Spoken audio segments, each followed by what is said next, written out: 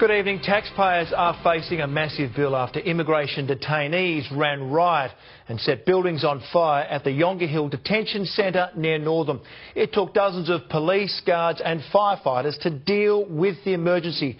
Tracy Vo has the details. And Tracy, they had to handcuff 150 inmates before they could regain control. Well, Michael, it took hours to deal with the riot. By the time they recovered control, up to half the buildings were damaged. The laundry, common room and dozens of cells were all set alight by a small group of rioters. They were angry at the attempted suicide of a detainee who they say didn't get the mental health treatment he needed. As the detention centre burned, some inmates cheered and others laughed. Buildings and mattresses were set on fire at around 9:15 last night. There's a riot happening here at Yongah Detention Centre. Yongah Detention Centre burning down. Inmates say up to 29 buildings have been damaged. Border Force won't confirm how many. But in the cold light of morning, it's clear this riot will cost taxpayers and have lasting consequences for the detention centre just outside of Northam. So you can see all the compound is like opened, burnt out, more rooms burnt out this way. Iraqi detainee Ali Yusuf has been in Yongah for 18 months. He says guards ran for their lives and left detainees unprotected. I was seeing people actually begging officers and begging everyone for help, and they couldn't get the help.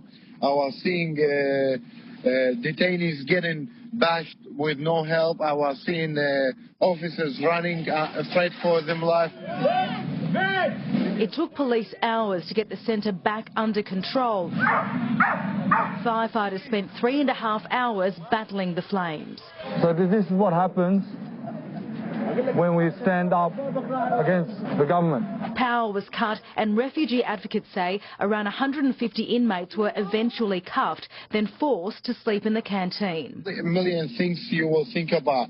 Are you going to get killed? Are you going to die? Are you going to get burnt? The riot was sparked by the attempted suicide of a 22-year-old detainee from Iraq. Detainees say he didn't receive the support he needed. Someone die, you understand? I understand.